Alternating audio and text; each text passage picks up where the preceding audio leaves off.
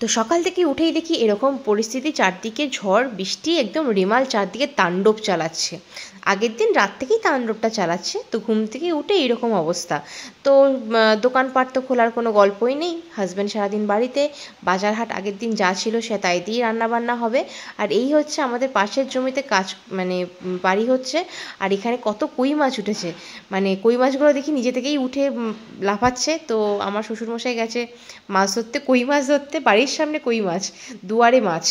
আর এই হচ্ছে আমার ছেলে বৃষ্টিতে ভিজবে বলে রেনকোট পরে বেরিয়েছে। আর ছিল হচ্ছে ইলিশ মাছ, চিংড়ি মাছ ছিল বাড়িতে, আগের দিন বাজার থেকে আনা হয়েছিল। আর কচু পাতা আর কি আনা হয়েছিল, কচু শাক নয় এটা, কিন্তু কচু পাতা। তো কচু পাতা দিয়ে চিংড়ি মাছ হয়েছে, আর হয়েছে বেগুন দিয়ে ইলিশ মাছের পাতলা করে ঝোল। আর আমার হাজব্যান্ড খায় না ইলিশ মাছ, তার জন্য হচ্ছে চিংড়ি মাছ পেঁয়াজ দিয়ে একদম গা মাখা মাখা একটা তরকারি। তো লাঞ্চ ইজ রেডি। তো রান্না হয়েছে বেগুন দিয়ে আলু দিয়ে ইলিশ মাছের ঝোল, আর হয়েছে কচু পাতা দিয়ে চিংড়ি মাছ।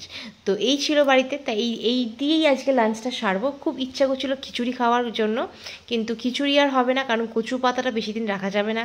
কচুর শাক, কচু পাতা এগুলো বেশি দিন রেখে খাওয়াটা ঠিক ভালো লাগে না।